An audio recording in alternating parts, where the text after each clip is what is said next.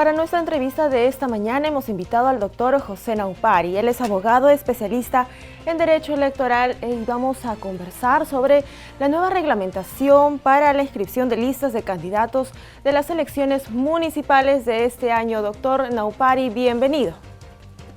Muy buen día y muchísimas gracias por la invitación. Doctor Naupari, según el cronograma electoral, ¿hasta cuándo hay plazo para las inscripciones de las listas de candidatos? Bueno, el plazo para presentar solicitudes de inscripción de lista de candidatos vence el 14 de junio del 2022, habida cuenta que la ley de elecciones municipales prevé que solo se pueden presentar solicitudes de inscripción de listas de candidatos hasta 110 días antes del día de la elección. Sobre el particular, quizás resaltar un tema importante que está en el reglamento, es que ya no vamos a ver pues estas caravanas que solíamos ver anteriormente en etapas pre-pandemia, que la gente llevaba sus solicitudes de inscripción a los programas especiales. Hoy por hoy tenemos que, a través del sistema Declara, la presentación de solicitudes de inscripción de lista de candidatos va a ser virtual, por lo cual al menos caravanas no debiera haber en este proceso. Respecto de ese trámite, ¿qué actor de la organización política es quien realiza la presentación de las listas de los candidatos? Muchísimas gracias por la pregunta. Cuando estamos hablando de presentación de solicitudes de inscripción de lista de candidatos definitivas, el que actúa es el personero legal. El personero legal inscrito en el ROC o acreditado ante el jurado electoral especial de la circunscripción correspondiente, que puede ser como regla general el titular o en caso de su ausencia el alterno. ¿Por qué es importante agradecer esta pregunta? Porque hay que distinguir en quién es el sujeto legitimado para presentar las candidaturas para las elecciones internas, cuyo plazo vence el 9 de abril. Ahí, por ejemplo, el sujeto legitimado, de acuerdo a la reglamentación que emitió el jurado de las elecciones, es el presidente del órgano electoral central, no el personero legal de la organización política. Muy bien. Usted mencionó que el trámite para este tipo de inscripciones se hace de manera virtual. ¿A través de qué plataforma y los horarios de recepción sería importante recalcar para que lo tengan presente las organizaciones políticas? Exacto. Uno de los pocos plazos que, digamos, coincide el día con las horas que termina el día, es decir, hasta las 23:59 horas, es justamente el vencimiento del plazo para presentación de solicitudes de inscripción de lista de candidatos. Es decir, hasta el 14 de junio a las 23:59 horas se van a poder presentar las solicitudes de inscripción. Se utiliza el sistema Declara y es, digamos, la plataforma fundamental en la cual se registran estas solicitudes, y ahí se va a tener que recurrir también a fin justamente de poder tramitar estos procedimientos a la casilla electrónica, que también tiene su propio reglamento en el ámbito del Jurado Nacional de Elecciones, y la mesa de puertas repartidas. Entonces, es hasta el 14 de junio que tendremos la lista de, digamos, los postulantes, las candidaturas oficiales de estas elecciones municipales. Estos candidatos participan previamente en la elección interna. Quizá pueda describirnos un poco de este proceso. Exacto. En virtud de la ley 31357, se suspendió una vez más las elecciones primarias, simultáneas, abiertas y obligatorias, y se dispuso que se lleven a cabo elecciones internas bajo dos modalidades: un militante, un voto, y delegados. El Jurado Nacional de Elecciones ha interpretado que para este proceso electoral no va a caber la figura de la designación directa, con lo cual todos los candidatos tienen que pasar por elecciones internas, ¿no? Estas elecciones internas van a ser llevadas a cabo el 15 de mayo, si es la modalidad un militante un voto, el 22 de mayo, si es que es la modalidad de elección por delegados. El plazo máximo para que se proclamen los resultados en las internas vence el 7 de junio, o sea, por lo cual hay un margen de 7 días para que puedan, digamos, organizar su documentación. Otro elemento sin duda importante, por ejemplo, que también está en el reglamento de inscripción de listas, es que la declaración jurada de hoja de vida del candidato no la firma ya el candidato, sino que la va a terminar firmando el personero, y el candidato lo que va a hacer es, está en el anexo 1 del reglamento, firmar una declaración donde da justamente fe que lo consignado en la declaración jurada de vida se ajusta digamos, a la realidad de los hechos de su candidatura, con lo cual, como lo menciona también el reglamento, con esta declaración que se va a tener que ajustar a la solicitud de inscripción, pese a que no se firma la declaración de hoja de vida del candidato, el candidato asume, digamos, los activos o pasivos, las omisiones, por decirlo de alguna manera, o falsedades que pudieran contenerse en esta, más allá de que la firma digital sea la del personal legal. Entre otras exigencias, la normativa electoral nos habla de la aplicación de la paridad y alternancia en las listas de candidatos elegidos, ¿no?, en las elecciones internas. ¿Cómo se aplicará? ¿Usted nos puede detallar?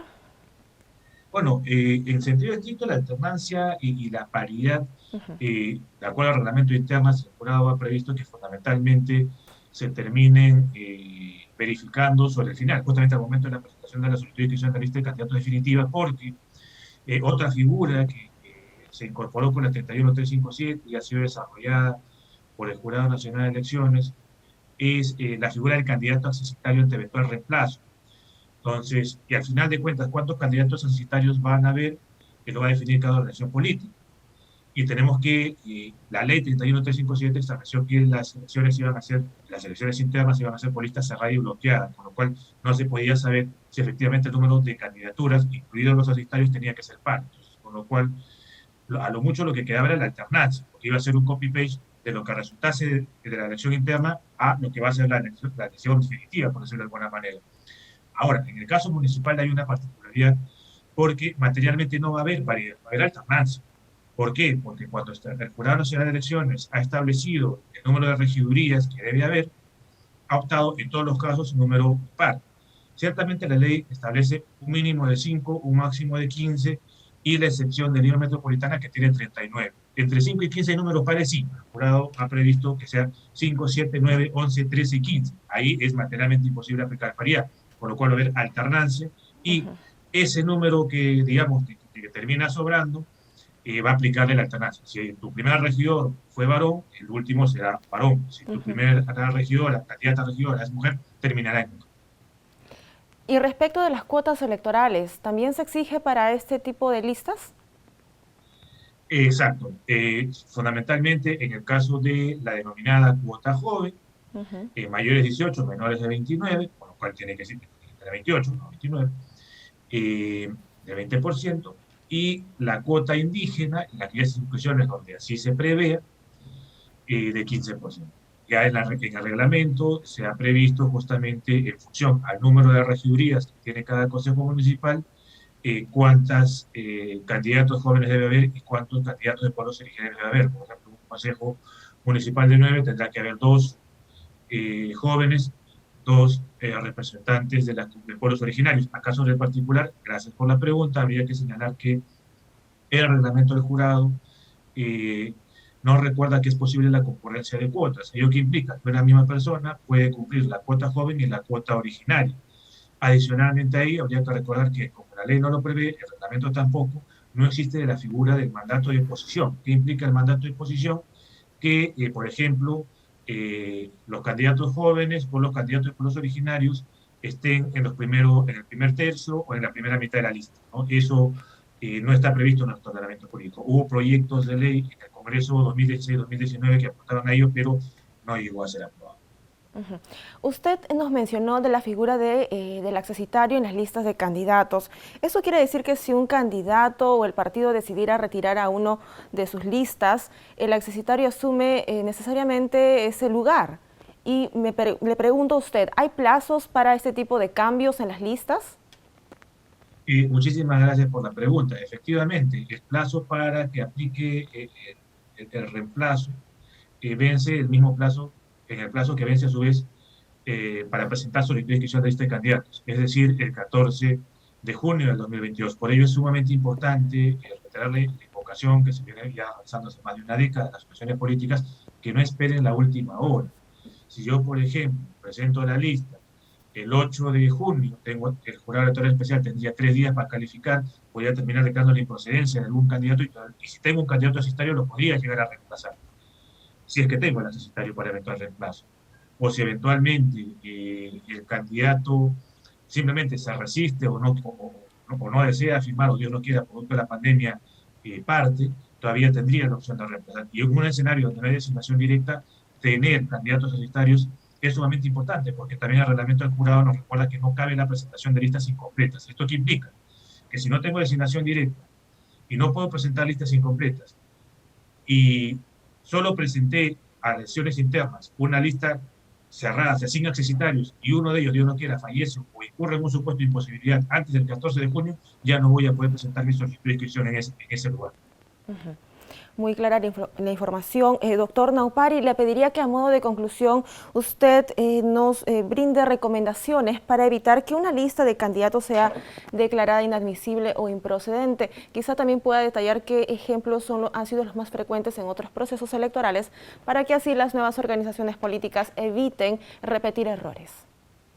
Sin lugar a dudas, tenemos una particularidad que es justo que ahora vamos a tener unas elecciones internas, digamos, materialmente con el apoyo o con la conducción de los organismos del sistema, lo cual va a reducir los supuestos de improcedencia vinculados fundamentalmente a precisamente elecciones internas. Adicionalmente ha habido problemas de improcedencia por temas de designación. Lo que yo sí sugeriría a las organizaciones políticas es que lleven a cabo sus elecciones internas y califiquen sus candidaturas en función a lo que dice el estatuto y el reglamento inscrito en el ROC, no con modificaciones de última hora. Segundo, no esperar a la última hora. Tercero, recurrir a la ventanilla única y pedir los documentos que acrediten el cumplimiento de requisitos de domicilio o haber nacido, y no estar incurso en una causal de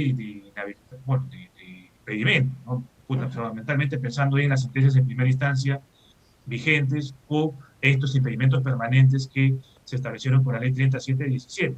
Es cierto, el reglamento alude a declaraciones juradas, pero creo que a nivel interno de las organizaciones políticas sí quizás debieran pedirse de repente certificados de antecedentes, y revisar sin duda la ventanilla única para evitar que se caigan no necesariamente listas, sino también quizás algunas candidaturas que para las organizaciones políticas puedan ser sumamente vitales con fines a tener un éxito electoral.